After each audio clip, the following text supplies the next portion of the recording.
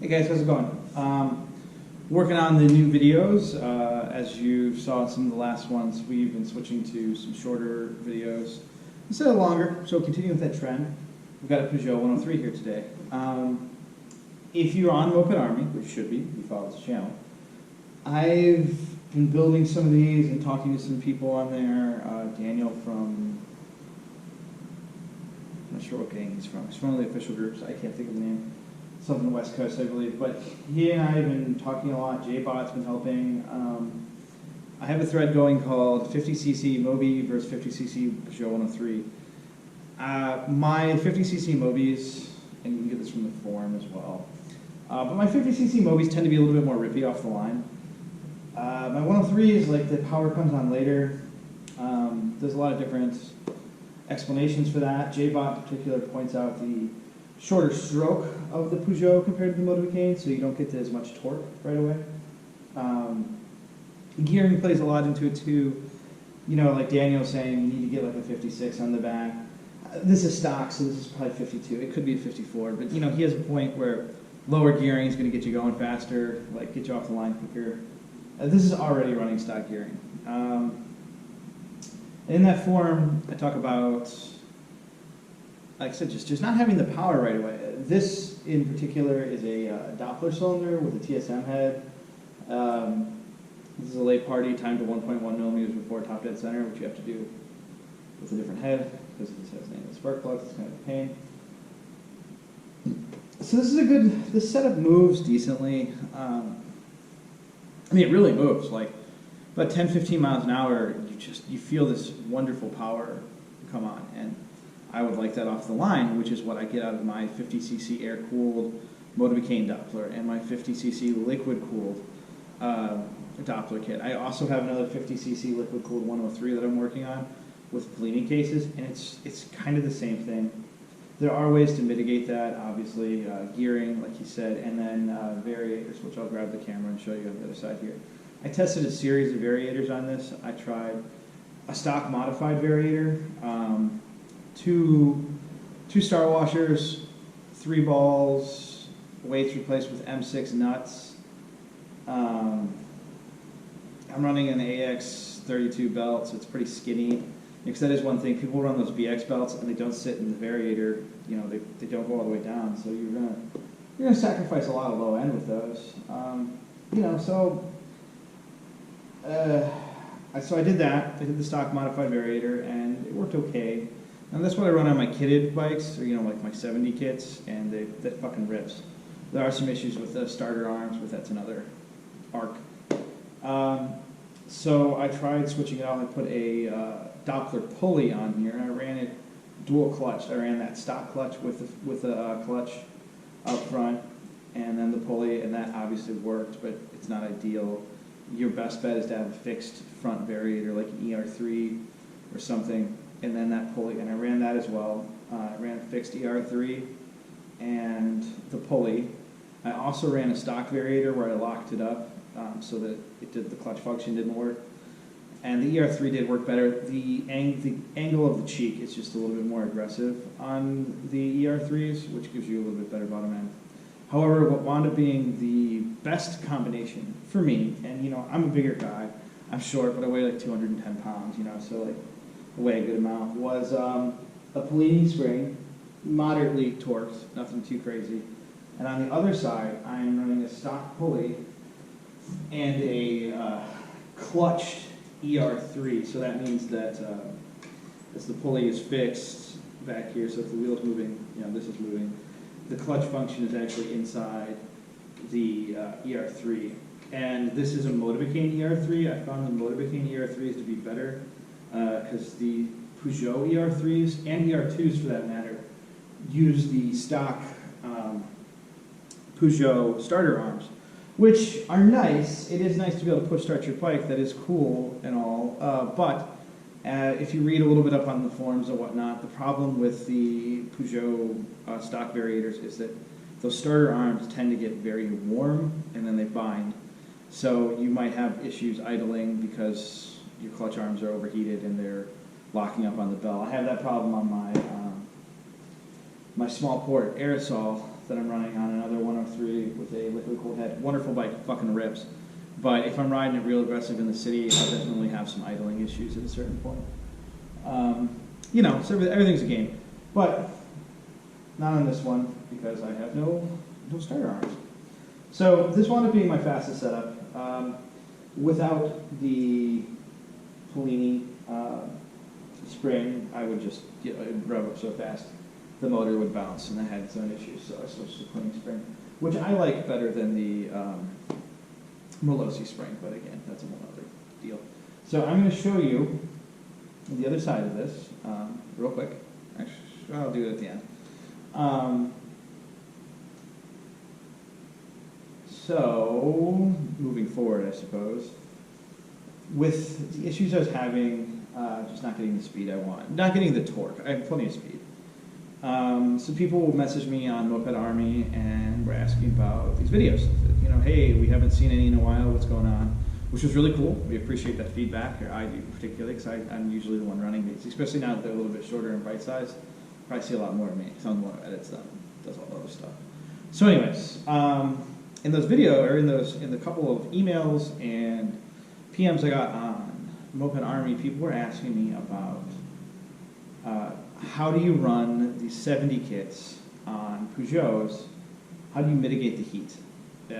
French bikes, it is always a battle with heat.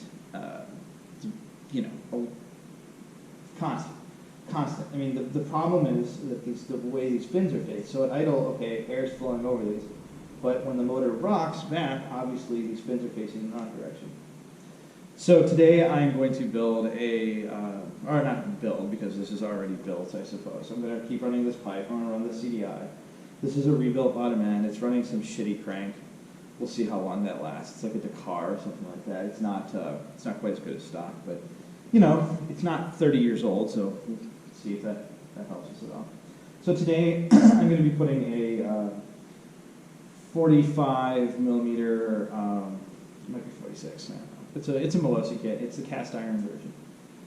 Cast iron is really good for air-cooled setups, as it can take a lot more heat than its aluminum Nicosil counterparts. It does get hotter than them and tends to retain the heat, but it can handle it better. So I'm going to run that Malossi. The other really big thing with these Peugeots, the thing that will make or break your build, and I cannot stress this enough, if you're running air-cooled, you need to find a TSM head. The squish is not proper. You can cut the squish, which I'll probably do today for this 46 millimeter kit. There are aftermarket versions for 45, 46, 47 millimeter kits, but this is the lifesaver. If you're running air-cooled, this is the only thing that's going to keep your bike, besides, you know, massively big jetting, and that causes bogs in other areas. This is a stock Peugeot head. You can tell the difference right away. The fins are almost twice as large on this. The angle splays out, so it catches a lot of air. So this is going to be our build saving grace today. It's going to be this head. As I'm pretty much just going to be swapping cylinders. From there, timing, and again, timing. These need to be perfect. This isn't a Puch, this isn't a Garelli, this isn't a V1 that just doesn't give a shit. It's like whatever, you set your points in the middle, you'll be fine. You need to run this thing proper timing. Now, there is some different theories on where to run it. Greg Goki runs at 1.1 before TDC, and that's just kind of where I've tended to land as well. I find it to be advanced enough, and then later in the timing, it's okay. Obviously, you can run Yamaha jog boxes, or you can switch to the curved CDI boxes, which will also help retard your timing in the higher RPMs. However, I'm just running a regularly party with a static timing box. Not really stressing out about it. It tends to be fine if you're tuned well. And then the other trick is a multi-circuit carb. Even on the 50 kits, running a PHBG is much more, it just inherently works better with the builds. The multi-circuit aspect, you know, I love Shaw's. You know, this has got a Shaw in it, and it's going to stay with the Shaw, and I will tell you why in a bit.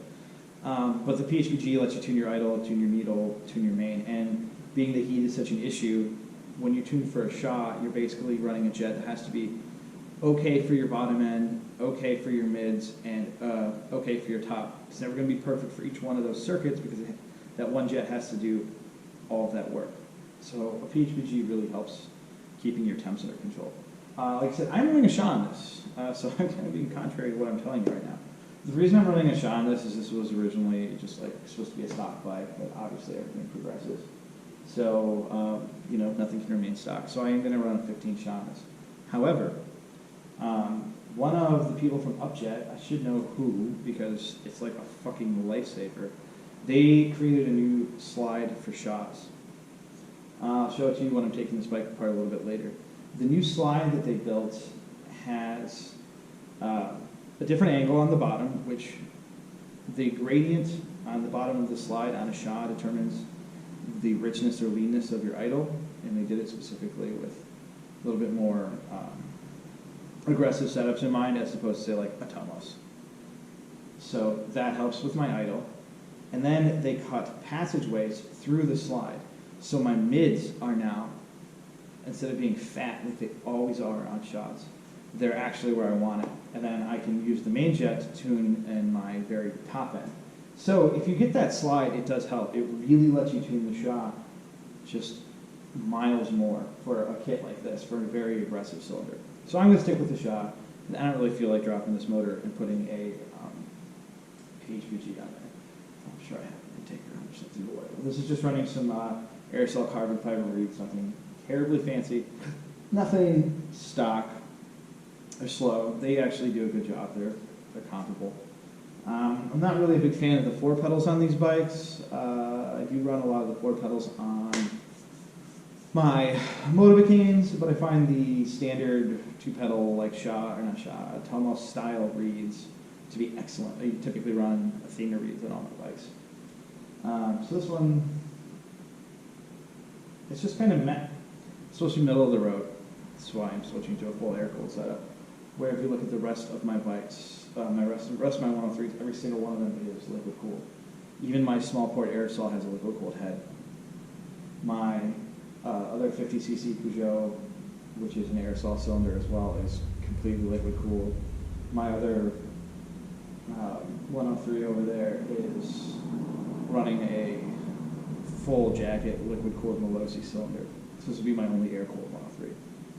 And I guess I also have a Doppler, liquid cooled Doppler 103 around here somewhere, but I'm still working on that, so it doesn't count because it's a piece of shit right now. But that will be next on the bench. So back to this bike.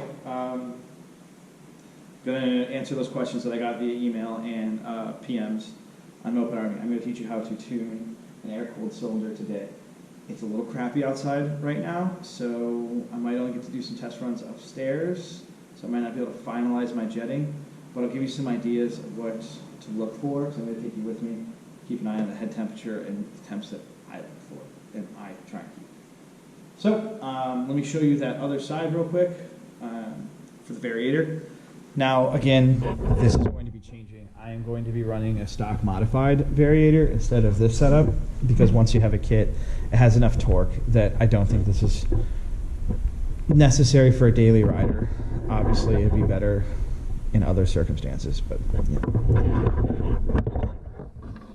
So we've got the Motorbicane ER3. As I said, this is clutched. It rotates in the center there. So, oops, I was feeling a little bindy there. I guess we'll see what that is. I did have to take this late party apart once. Fix a couple things up. It's kind of hard to tell. Let me see if I can get you some light. But it is spaced out properly to get the belt angle proper. I used a couple of the special washers that fit over the other, like rectangular, fit over the crank. Then I used the starter plate from a stock Variator to match up to the back cheek, and then just some random ass washer.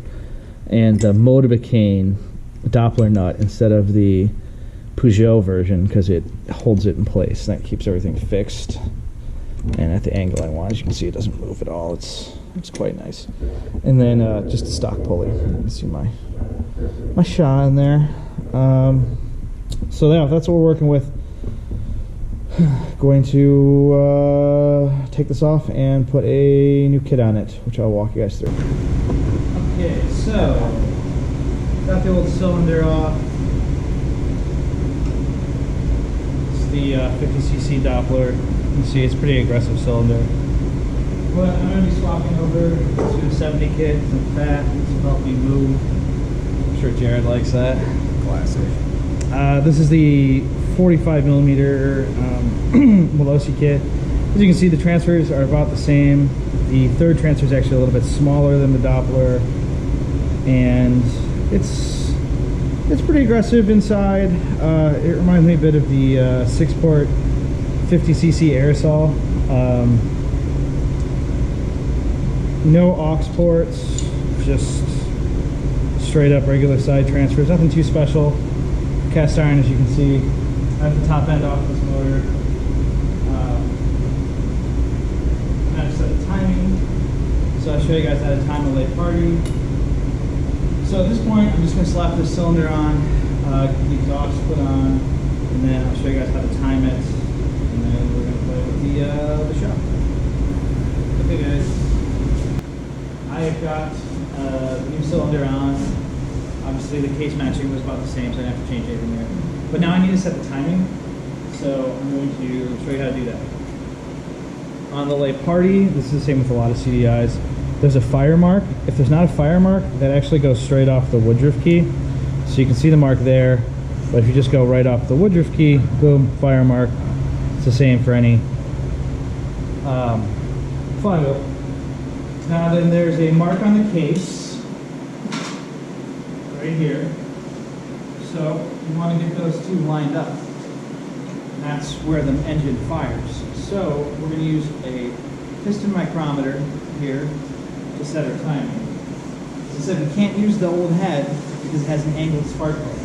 So for the sake of timing, we're just going to use a stock head that I have laying around. So we're just going to slap this boy on here. Tighten it down real quick. Obviously not all the way. Just going to get this snug. It doesn't really need to be, jammed down.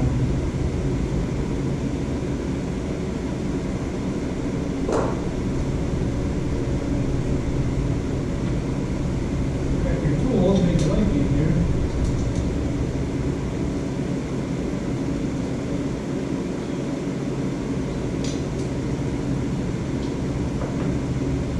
So, I'm going to put this micrometer in.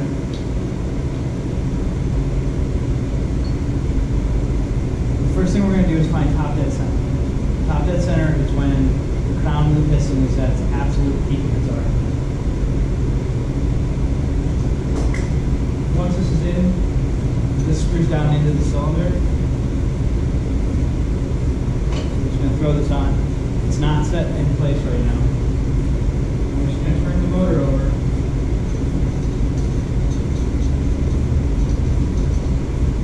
So we feel the piston hit. Piston micrometer.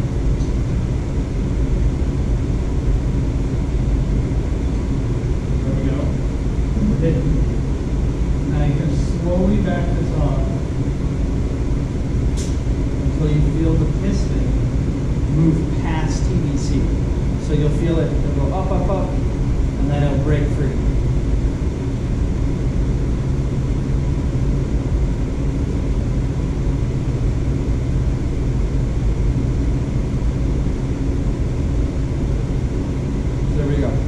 Top dead center. We're going to back it up. Do it very gently. Very small changes to find absolute TDC.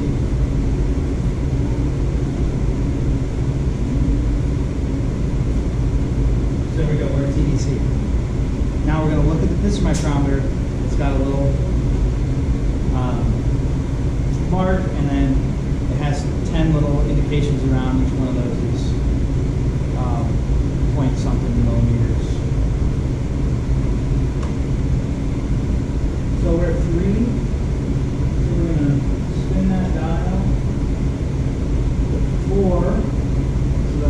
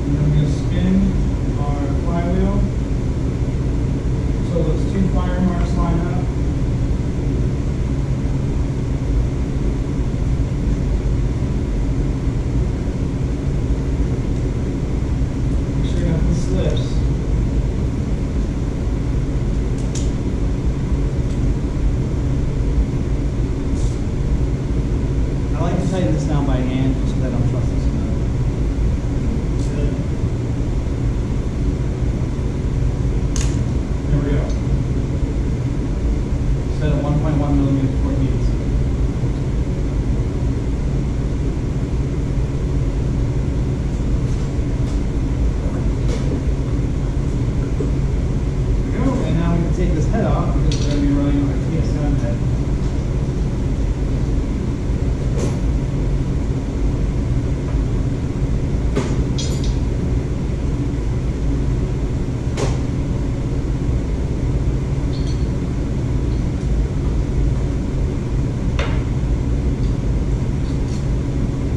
Off on our way. Big old TSM head.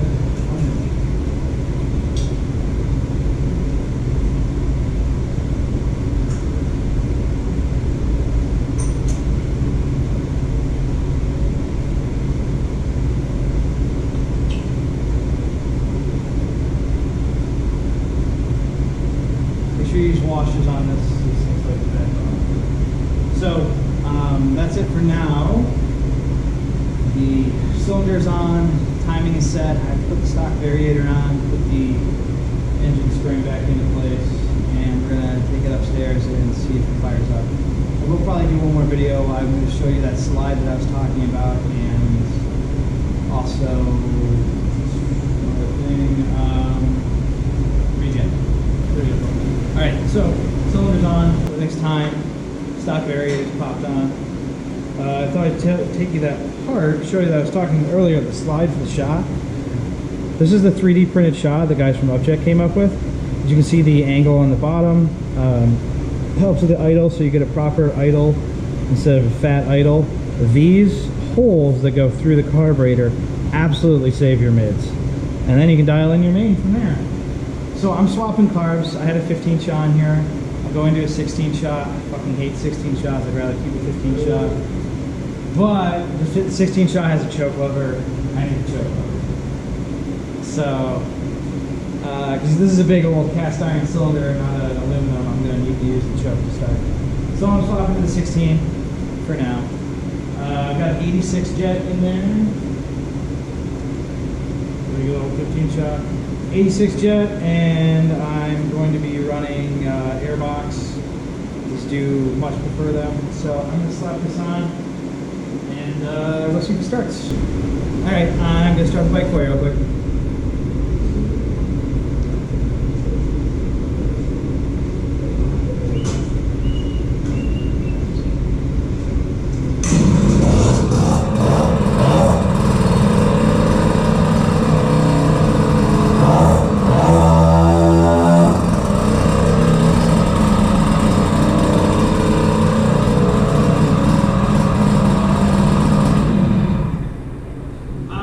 Starts up really nice. It's idling a little high.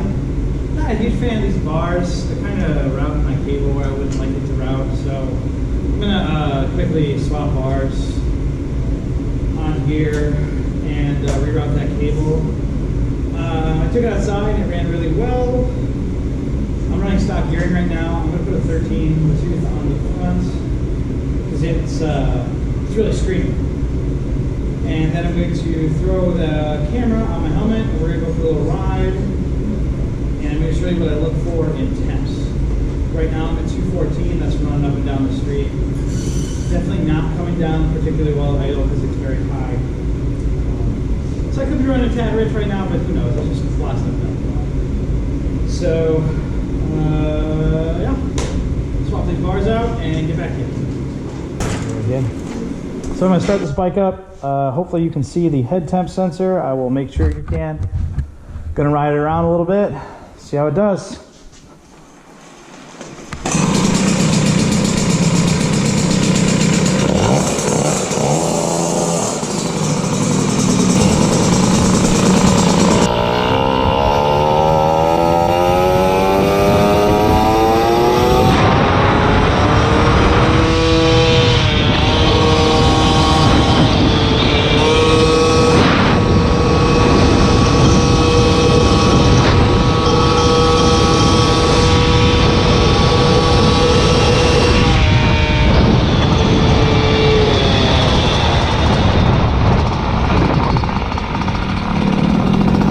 Oh boy, that gear is fucking short. Use the 13 for sure. About 200.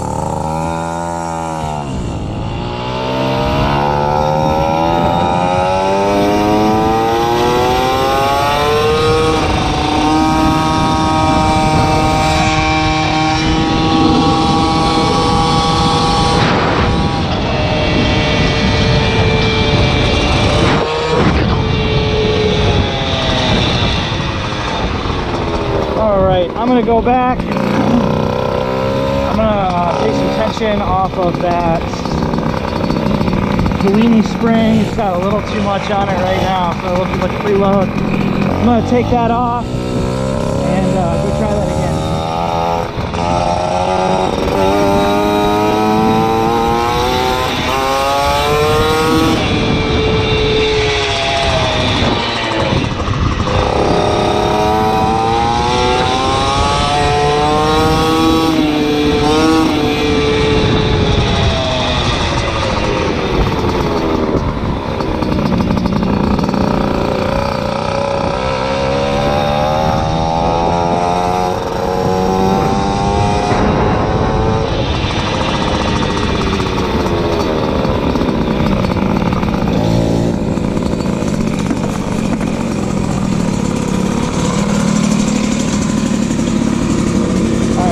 Pretty good.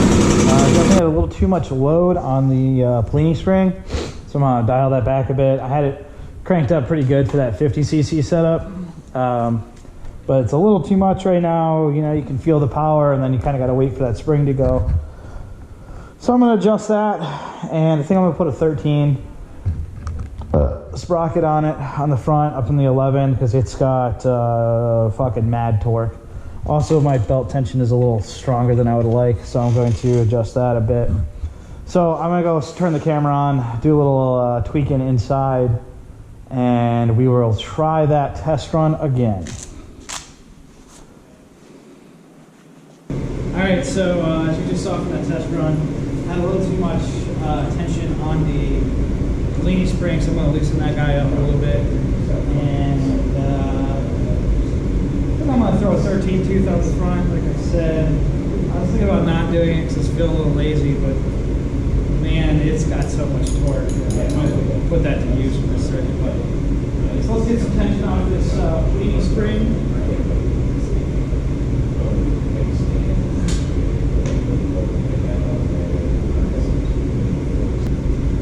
Alright, I'm trying to edit all that out because there's some terrible things said. But anyways, I got my 13 tooth front sprocket on the front. I took a little tension off of that Bellini engine spring. I'm going to go run around again and check my jetting. Alright, I'm going to go try this again. Let's go see how this head temp holds up. And I should probably put a belt on this thing, huh?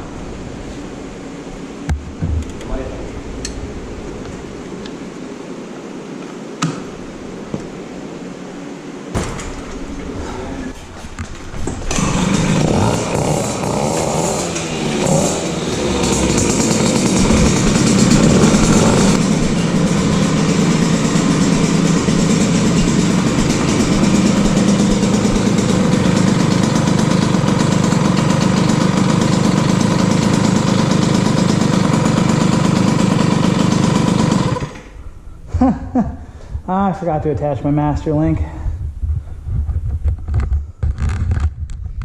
And the back brakes. Whoops.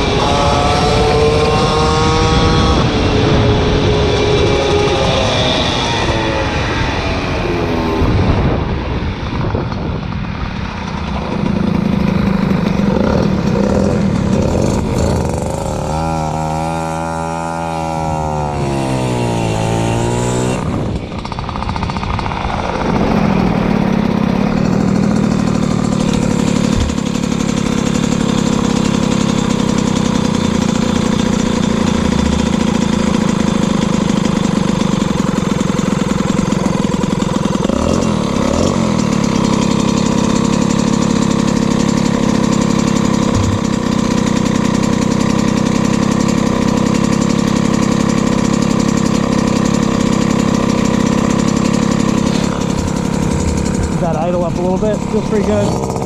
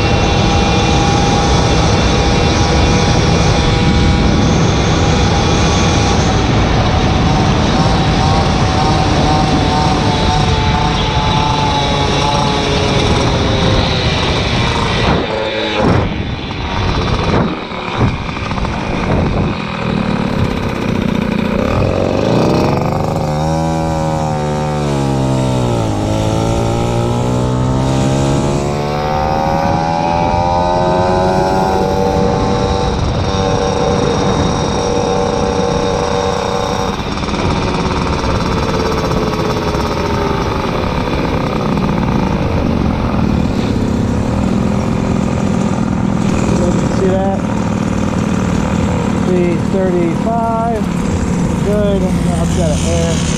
Woo! What's up, man? Yeah. Scared me.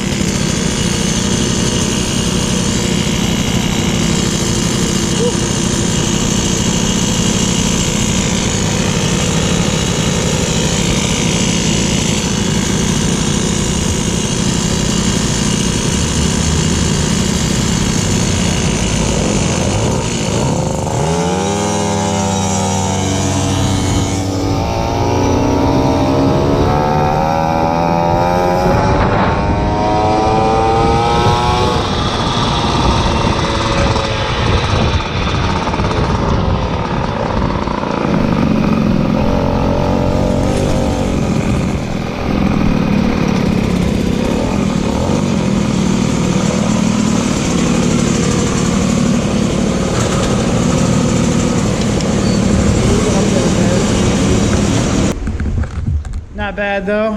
335. I think I got up to 367 at one point when I was holding it wide open for a little. It's cast iron, so seasoning. It's the Italians do, right? Something like that. New York. fucking asshole! Fucking asshole, get off the fucking road! So I'm gonna switch over to the other camera now and upjet and do the final little tweaks and this bike will be done.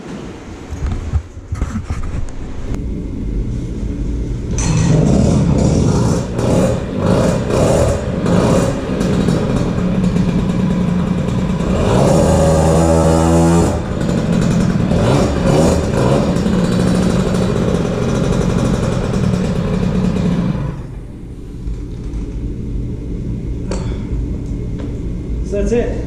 I walked you through all the steps today of tuning an air-cooled Peugeot cylinder, like I was asking in those couple emails and PMs. So, like I said at the very beginning, the important things: head. Get the proper head. The TSM style head to bleed off heat 10 times faster than anything else. Proper timing. I showed you how to time the delay parting. Did this at 1.1 millimeters for TDC. And again, I'm running a static box, so that's just where I'm at. And then jetting. I took guys out on a couple jetting runs. Had the camera kind of watching the head temp sensor. I got up to about 367 at one point. That was with an 86 jet and an air filter. So I wound up jetting to a 91. Preferably would have rather had an 88 or 89 in there, but we just didn't have any laying around the shop. So it's got a 91 for now, and that should do pretty well. I think that's going to keep my temps around 300 to 320 if I'm holding pretty walks. So, yep, there you go. That's it. That's it for Toledo today. Gonna edit this up and watch Eric crash a drone. Maybe if things go right, we might be able to throw a drone on the GoPro for some, or a drone on a GoPro on the drone for some future videos. We'll see if Jared can get some cool shots for us. So that's it for now. Thank you for the questions. As Cody would say, like, smash that subscribe button. That's also the like button. Really fucking this one. So yeah, but like, you know, I did this because I got an email about it and I got some PMs. So feel free to ask questions. Let me know what you'd like to see next. And that's it for now. Thanks for watching. Hail Satan, all that stuff. Yeah. Much like that frown, turn your cross upside down.